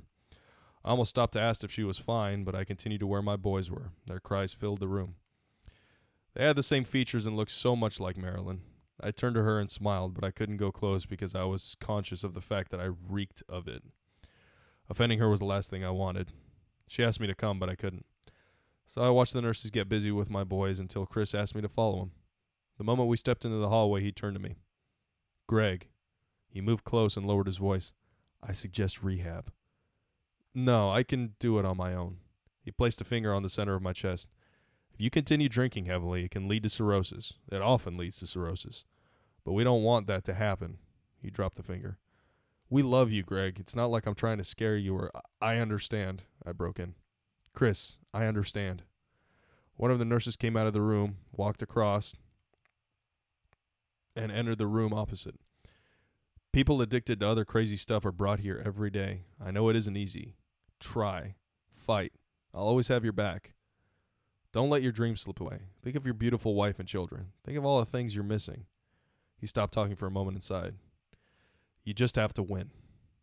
Tears had formed in my eyes as he hugged me. Before going inside, he reached into my pocket and pulled out the only bottle I had left. You don't need this. Ethan couldn't help but nod to the beat playing as credits scrolled from right to left on the bottom of the screen. While some kids danced, others played with balloons. Lots of balloons. The credits scrolled for about a minute, then the show ended. We can have his attention again. Ethan, I'll mix the cake soon, Mom said. He got down from the chair and ran to the kitchen. Moments later, he ran back to the living room and came to me. Dad, why can't I go up, up, up when I jump? He jumped to show me what he meant. Pulled him close and adjusted his shirt. Gravity. Graffiti, he said. Gravity, I said. Graffiti? He said. What is graffiti? A force that pulls you to the ground, Mom said. He looked at her, then back at me. He didn't trust her answer, I guess. After Marilyn gave birth, it got worse. The more I tried to stop, the harder it became. I made new friends who had no plans of quitting, and we'd drink from morning till night. Most were homeless, but I had a home. Anytime I staggered into the house, regardless of the time, Marilyn was always there, waiting. While Mom screamed and cursed and cried, she'd just stare. She always saved her words for the mornings, just the two of us. Our morning discussions often ended with her saying, I married an intelligent, successful engineer, and I still love him.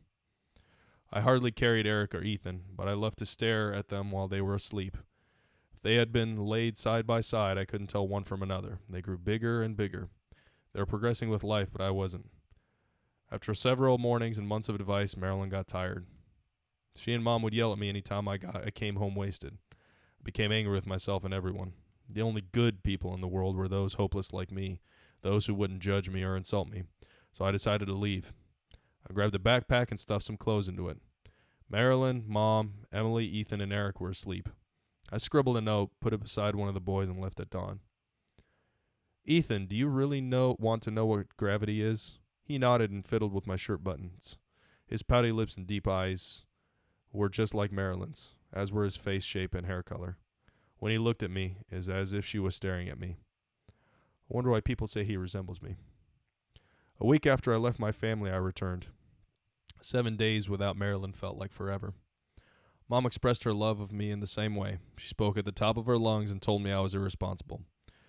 But Marilyn waited till midnight and had a heart-to-heart talk with me.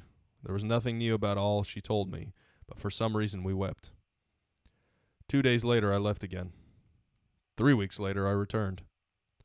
The third time, I spent 7 weeks away from the house drowning in my addiction. And when I returned, things went downhill, totally. Ethan, your mom is gravity, I heard myself say. The boys had turned 9 months. I still mix them up sometimes. Nothing was working. No one was happy. The tension in the house grew. Marilyn and I argued over little things. Then one evening, the inevitable happened. I hit her face, hard. My apologies and Mom's pleading weren't going to change her mind. She was leaving. I'd never seen her so furious before. She often hid what she was going through from her parents, but that night she called them and swore that she was leaving me. Eventually, Mom calmed her down, but I could see it in her eyes that she disliked everything around her, except our children. A few days later, I barged into the house, drunk, and found Mom holding one of the boys. She left with Emily and Eric, Mom said. No one knew where she was. Maybe some of her friends lied, maybe her parents lied, but no one knew. The note she left was in my bedside drawer.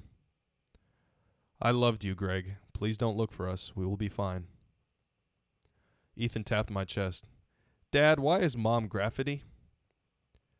Greg, tell him what gravity is, Mom said. You were also inquisitive when you were his age. Your mom is gravity because when I go, I always come back, but now she's gone and I'm floating away. Greg, Mom was staring at me with her hands resting on her waist. Tell him what gravity is. Ethan was satisfied with my answer and went to the kitchen. A few minutes later, Mom announced that she was going to the grocery store. Ethan wanted to follow, but she refused. Tell me anything you want, and I'll get it for you. He mentioned a few things, but he still wanted to follow. So I walked over to where they were and lifted him off the ground. I held him in my arms and tickled him. He giggled until Mom left. About 10 minutes later, he'd started building something with his toy bricks, and I was feeling damn sleepy. A knock on the door jolted me back to the moment as I was nodding off. Could it be Mom? Maybe she forgot something. Ethan rushed to the door, stood on his toes, and opened it. His eyes widened. My heart skipped a beat. I wondered what he was staring at. I hurried at the door and saw another Ethan standing beside a taller Emily. A big brown box was beside them. On the street, a cab driver, I guess, pulled another box from the trunk of a cab, and Marilyn was standing beside him. Ethan tapped my leg. Dad, he is just like me. Dad, Emily said and glanced back. Eric was also staring at Ethan. He was wearing a white shirt tucked into black pants. His black shoes were shiny. Ethan's shirt was also white, but his was tucked into khaki shorts. Good morning, sir. The man placed the second box beside the other. Your son looks just like you. Marilyn paid him. He drove off. If this is a dream, I don't want to ever wake up. With every step she took toward the house, my heart pulsed faster. Happy birthday, Ethan. She carried him and gave him a long kiss on the cheek. His eyes were fixed on me. He wanted explanations. Greg, she said, I'm a better man. The words tumbled out of my mouth. Greg, Tears rolled down her cheeks. They entered and I followed behind with the boxes. Once I closed the door, she put Ethan down and kissed life into me. Hope this isn't a visit, I asked. No, it isn't. My gravity. That was an excellent, excellent story. Thank you for reading it. It was so good. Oh, I love it. That was awesome. Yep.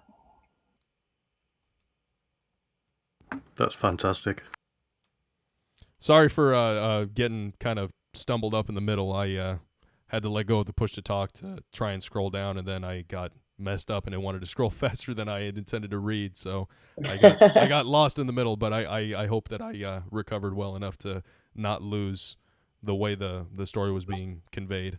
And you wonder why your witnesses broke. Oh, shut up. Oh, damn. You came back at the end, so I think all was forgiven. Well, I know we got a little off of the writing track today, but I thought we could end on that, and everybody should keep an eye out for that to get posted, hopefully later this week. Jeff still has it in the queue for comments and polish, but I mean, he started with such a powerful, strong, well-written piece to begin with. I mean, It's only going to get better, but I'm not sure how much better it can get. I really didn't see a whole lot wrong here. I think I saw one quotation mark that was out of place, but other than that, I mean, this story is very well written and it's powerful. It's very, very powerful. Thank you, Jeff, for letting us share it before it was even posted. Thanks for the reading. Thanks. Sorry. Not a problem. I was happy to do it. It was, like I said, a really good story. Thank you for writing it. Well, Yeah. that perfectly rounded out our 2 hours, huh? So Yeah, it looks like it. I think we did exactly what we needed to do. So, any other closing thoughts from anybody else? No, I'm just glad my mic worked this week. we all are. Yeah. Some of us more than others. I want a channel where I can share YouTube videos, random stuff, just general, not general. It's general, but I don't know if we can get a channel where we can just share random stuff from around the web. Well, we can work on that. I'm sure we can come up with just a general channel. Well, I mean, we have a general channel, but like a general link channel. I'm sure we can figure something out. Yeah, because general is quite active with like chat. General is more like fiction workshop now. I don't know, but it's quite active with chat. So a link will be good. A link channel.